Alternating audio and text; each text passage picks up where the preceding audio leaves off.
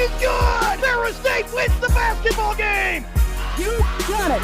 Game winner! Rips the shot and it's a score for Ferris State! What a play right there by the Bulldogs!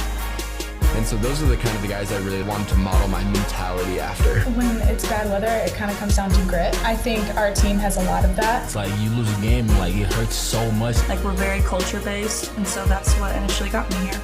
You're listening to Behind the Bulldogs, brought to you by Ferris State Athletics.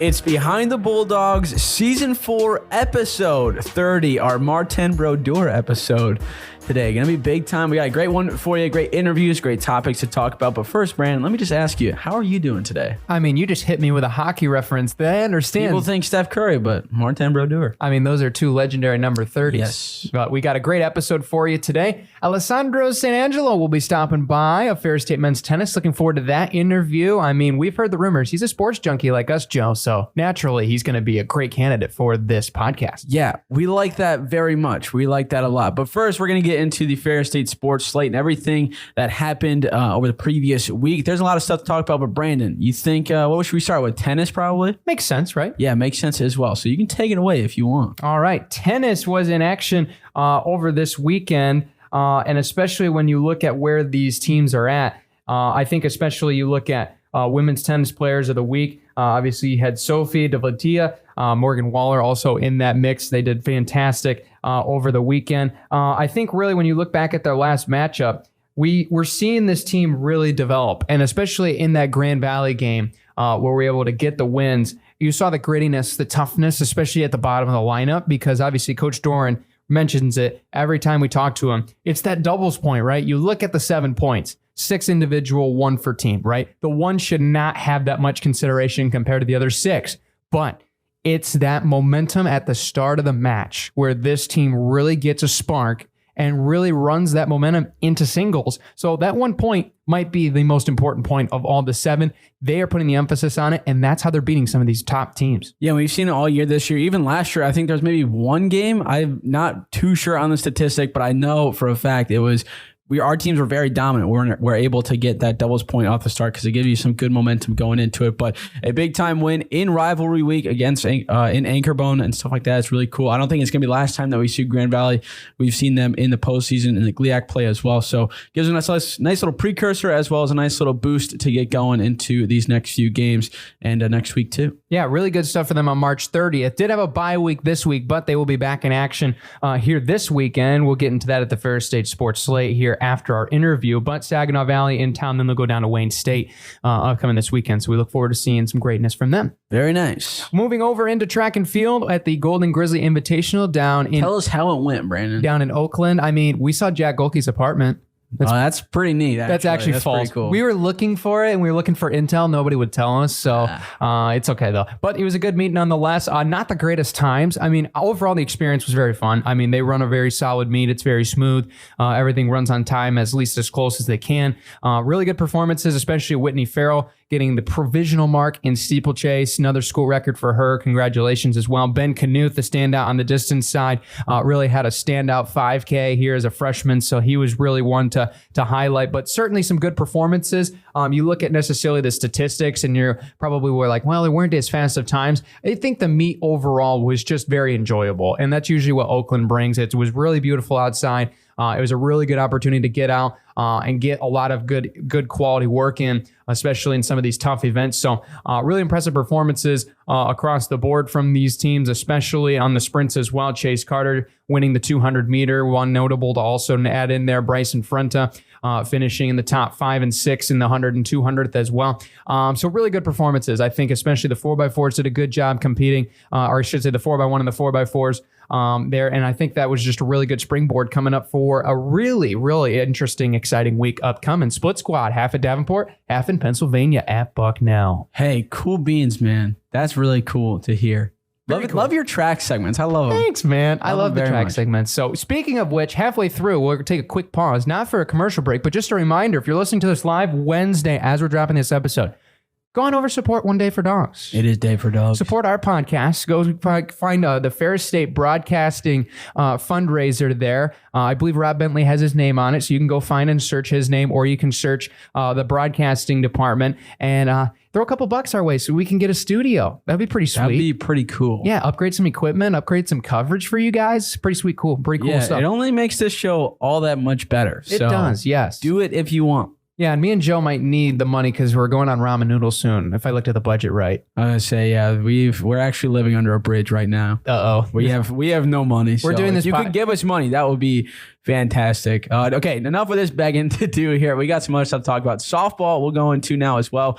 3-4 over the last 2 series at Wisconsin Parkside. Lost the first, but came back to win the second one 12-3. And then a clean sweep of Wayne State 7-5 in the first game, 10-2 in the second. It's nice to see, especially in these last 5 or 6 games. I mean, we're 5-1 in these last 6 games. To see that the team's offense has really been picking up, especially in these last 3. Yeah, and especially early in innings, there was certainly on display against Wayne State yesterday. I mean, the offense has really been able, these top 3 hitters have been able to get on base and really start things up with nobody out, 1 out, and take a lot of the pressure off the lineups with 2 outs. So I think that's a huge momentum booster for this team, especially knowing the pitching was very good to start the year. The bats were kind of sleeping. Now it's almost worrying about the opposite, right? We're getting the offensive runs across the plate, and I think that's taking pressure off of the defense and not have to play these strenuous 1-run games. So really good performances yesterday, especially coming back from Wisconsin, battling the elements, turning right around to playing another doubleheader the next day, as the game was supposed to be on Sunday, rained out till Monday. But really good performances. I mean, Alexis Kozlowski is absolutely mashing the softball right now. Just one name to drop, but I think especially this team as a whole, I mean, they're really rolling on all cylinders, especially going into the West Michigan rivalry weekend here on deck Saturday and Sunday. Yeah, it's cool to see, and especially just the improvement that we get to look at too is very nice. But Davenport coming up after that. Grand Valley is going to be a tough game after the Davenport series as well. So it's going to be a nice little challenge for the team, especially with a few more weeks until we get to that middle mark of the season. But still very excited to see how it goes and if this win streak can continue. Absolutely. Finishing out, we got golf to cover as well. The NC4K Classic finishing up for the Bulldog women's, as the men's will be competing this weekend. We got to talk to Coach Sam Stark on last episode, so you can check that out in the feed below wherever you get this podcast, or if you get this on our airwaves over WBRN. Certainly the 3rd overall spot in the final round, certainly a notable position for us. We're always in the thick of it and competing, and I think that's a really key, important part. But I think especially for the women's team, obviously having that extra week, a little bit more technique work can be taken into account over especially this tournament. But I think you're still seeing the individual leaderboards. I think you're seeing this team competes very well. We've seen that all year. The individuals are now climbing up the board. Cameron Shannon, a top 7 spot on the individual leaderboard. Lizzie Anderson, Danny Stowski right behind at 8 and 9. So you're seeing these individuals climbing up into the rankings slowly because they've shown that they can compete as a 5-person team. Now the individual pushing back up, that's just making this team even better going into the postseason. And the best part about it for the team finish is you've seen great improvement throughout, but especially for Cameron, Lizzie, and Danielle, 79, 71, 73, 78, 75, 77, respectively. That's 2 finishes sub 80 over the weekend, which is incredible to see. And especially with GLIAC coming up, that's very promising for the team. Seeing that they were one of the top-ranked GLIAC teams at the meet, too, is really cool. Absolutely. Great stuff from golf in all of our Bulldog programs, and we continue to highlight their success as we continue on. Before we get to the interview room, we of course have to pay the bills, but before then, we want to remind you, Special Olympics Unified Softball and Basketball. Softball this weekend at the Ferris State Complex to support the Area 5 Special Olympics team, so you can come on out, watch some softball, as well as you can donate to the Special Olympics Area 5 program here locally, and as well, Unified Basketball. We got women's and men's teams playing with the Unified Special Olympians. It's a fun game. We're probably going to see some high-flying dunks, some huge three-point shots, and maybe even a couple technicals. It's a blast, dude. It's a blast, dude. No, it's going to be fun. Such fun. It is a great time. So 7 o'clock next Tuesday, just so you put that on your radar. But as always, we got to thank our great friends at the Car Center in Rogers Heights for making this podcast possible. Without their help, we would be lost and we would not have a show. Yeah, we really wouldn't have a show. Pretty much. I mean, we're already talking about ramen noodles, so they support us greatly. The Car Center does bodywork on all makes and models. When you need bodywork, request the best. Request the Car Center. off Northland Drive in Rogers Heights and online at carcentermi.com. Hey, cool. Nice, man. You want to go to the interview? Yeah, let's do it. All right, so without further ado, Let's swing into the interview. now joined here in studio, we got Ferris men's tennis player Alessandro Santangelo. Welcome to the show, man. Thank you so much, guys, having me. It's super exciting. You know, I listen to the podcast here and there, especially when you had Yannick on and my coach. So it's just super exciting talking to you guys here. Absolutely. Thank you. Glad to have you on, big man. I mean, first question for you. Season's been going pretty well and a little bit of a hot streak for the team, especially with that win over Grand Valley. Bye week as well. What's the team feeling going into a tough matchup with Wayne State? Yeah, feeling good. I think in practice, it's just about keeping good energy and good intensity. And we know, especially from at least myself, past matches against this team, Wayne State, they always come out hot and just super confident with energy. So it's something that we also have to match. You know, once or twice, you kind of come in there just a little bit almost scared or a little bit like that, and they just take advantage of it right away. But yeah, the off week, I think practice is doing good, and like you said, pretty hot with the season here. And I think we're the main thing is we're doing really good in the Midwest, playing those regional teams. We had a kind of a wake up, I'd say, the last match in against Rockhurst in Florida. It was a tight one. And we also had an injury in that match, unfortunately. But yeah, our only losses are to top 10 teams. And I think we really want to make it to the Sweet 16. So that's really our goal. Absolutely. And it's like you've done this before, teeing up my next question perfectly, mentioning that spring break trip, those top 10 teams. We got to hear coach's perspective, but for you guys as players especially, I mean, spring break from classes, but still getting to take a trip. And not only that, playing tennis. I mean, just what's that like as a college athlete to have that opportunity? Yeah, I think especially all the guys kind of feel it. It's just such a cool week. Just like traveling as a group, you know, a little different than the normal little van that we get, and kind of flying. And my freshman year we drove. That was crazy, but man, that's rough. But yeah, it's just so much fun. You know, you do maybe a little bit of homework here and there when we're down there, but I think like Coach said, we're all in the same house, so it gets pretty messy, pretty crazy. But in general, it's just fun. You know, anytime you can hang out with the boys. We always get a nice house, so we play ping pong and stuff like that.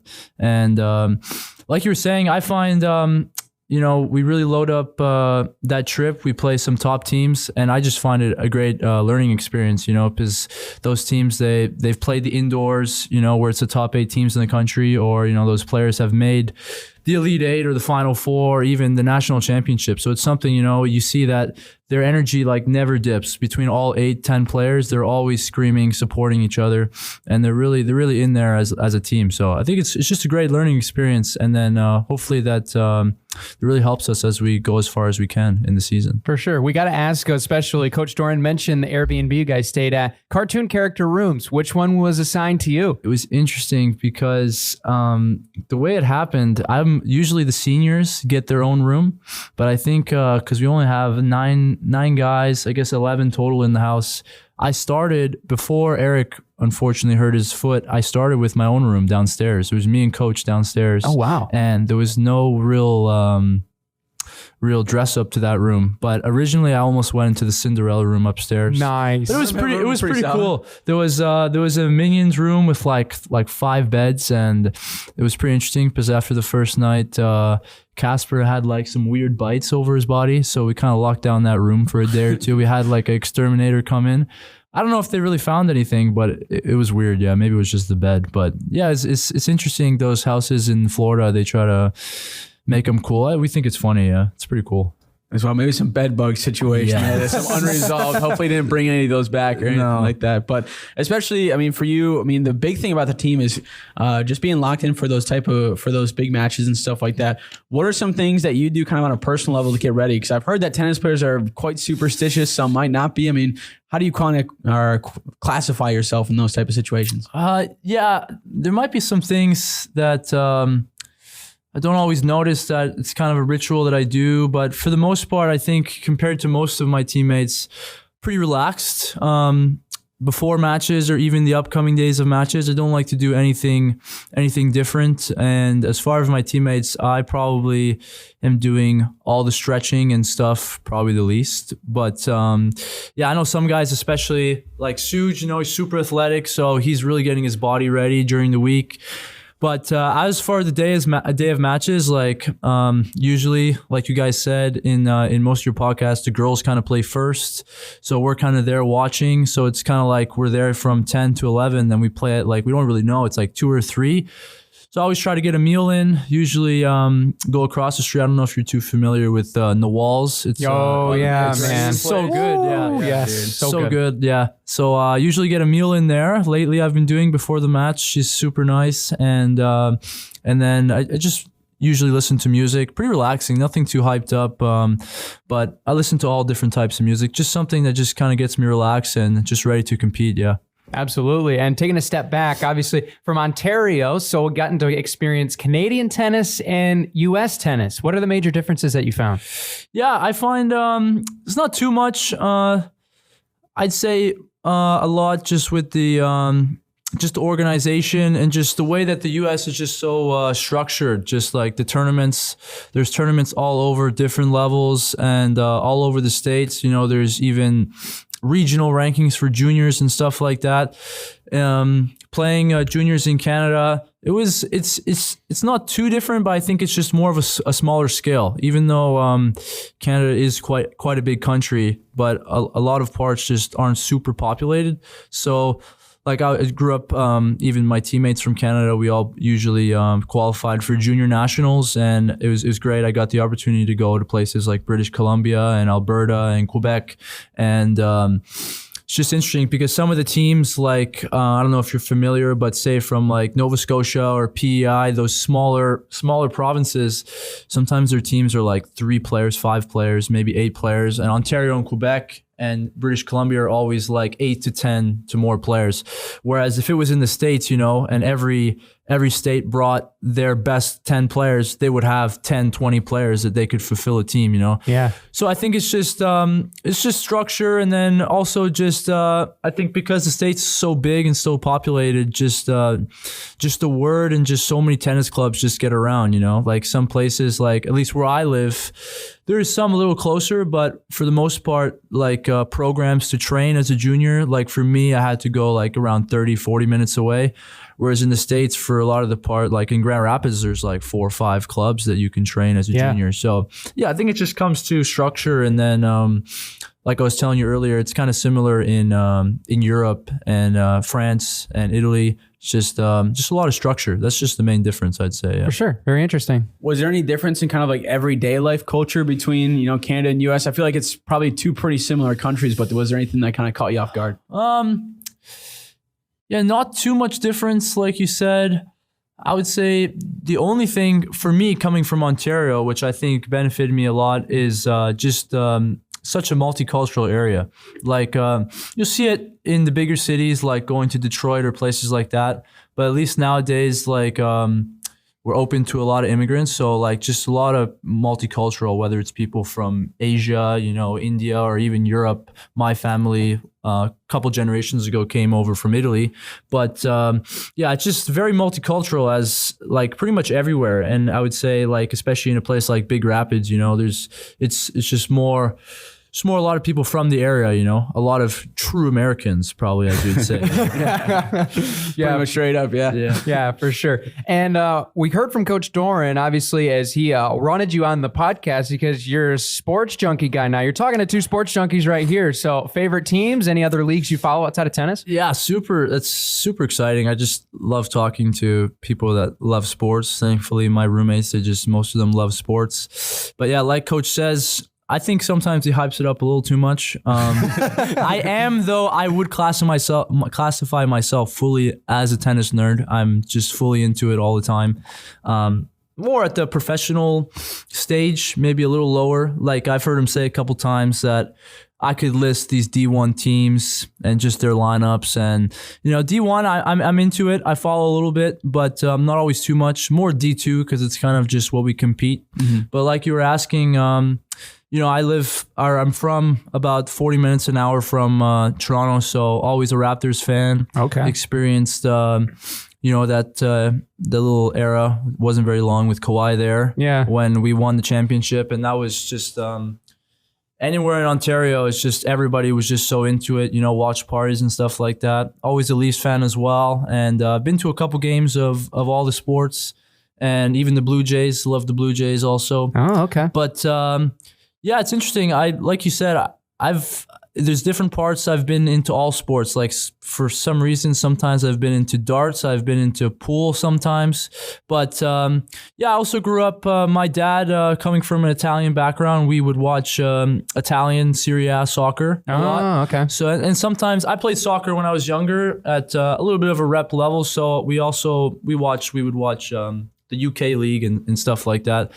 But yeah, I was always just super blessed to be just introduced to all sports. Yeah. Yeah, for sure. And especially one thing about the tennis team is that it is the biggest melting pot with cultures just from around the world out of any sport really here at Ferris. How is that kind of coming into school and just kind of not only having just a brand new spot that you're in, but being able to experience all these different cultures and guys from different places around the world? Yeah, I think it's really cool. And it also, I think, gives you a great experience for the rest of your life. You get to see different perspectives, get to talk different people that came from just totally different places, not even possibly different places to grow up in one country, but different countries. And even different countries, like a player from Germany, there's just so many different parts of different countries that just helps you grow up in a different way. But I'd say, yeah, it's just great learning experience. And for me personally, I think it helped me and especially find most teams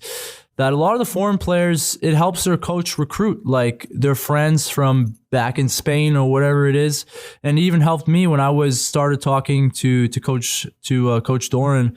And we didn't really know each other too well, but Ben Lorty, who's just 1 year of my senior, I think we might have had each other on Snapchat for some reason, and we played one time like an under 14 back in the juniors. And right when coach told him that he was talking to me, Ben reached out, and we had a good chat, good call, and just kind of got me into the culture and kind of convinced me to come be a Bulldog. Yeah, that's awesome. Yeah, that's great, Alessandro. Thank you so much for joining us. Last question for you. Ask everybody that we bring on the show. I'm sure you're ready for it. What's your favorite thing about being here at Ferris State and being a Bulldog? Yeah, I think it's just the culture of the sports, not only the sports, but the school as well. I think we all come together and just support each other so well. From what I've seen the last couple of years that I've been here, from all the sports teams, football, everyone's being so successful. But I think everyone's able to be successful from just the culture that we bring and just the mentality of everyone just being so determined to win. And I think, especially nowadays, it comes from the front of house. I think we're led so well by Steve Brocklebank, our athletic director, and then also Bill Pink being so big into sports nowadays. He was at our PTN banquet the other day saying tennis was the first sport that introduced him to sports, and seeing him at our matches, same thing with our AD, it just really inspires us. And I think, it's just the culture of Ferris. Just I love it. Absolutely. Awesome. Well, Alessandro, thanks so much for coming on. Great luck this Sunday against Wayne State. Go out there and kill it. Thank you so much, boys. Man, that was great, wasn't it? Big thanks to Alessandro for stopping by. We'll leave you with the Ferris State Sports slate before you go. Starting up on Friday, we got some great action for you. There will be track and field happening. It says Jack Shaw online at Western Michigan. That has changed to Davenport University, according to our intel, as well as we'll have people traveling over to Bucknell to compete on Saturday as well. GLIAC Championships for men's golf also taking place on Friday. Very cool. Saturday, track and field is going to be in action at both of those things. Once again, men's golf is going to be at the GLIAC Championships. Women's tennis is going to be at Saginaw Valley at 12 o'clock. And then softball is going to be on Davenport. 1 o'clock and 3 o'clock is the first pitches for those two games. Absolutely. GLIAC Championships finish on Sunday for men's golf. Wayne State for men's and women's tennis, 10 o'clock men, 2 o'clock women, as well as softball at Grand Valley, 1 and 3 Eastern Standard Time. First pitches in those games. Very cool. Then a few days later on Wednesday, softball has a doubleheader at Northwood, 3 and 5 p.m. Excellent. So now you're up to date for more. Go on to FerrisStateBulldogs.com. Joe, great episode, my man. I also think it was that. Absolutely. We'll have to bring back another banger for next week. We probably should. So until then, take care, everybody.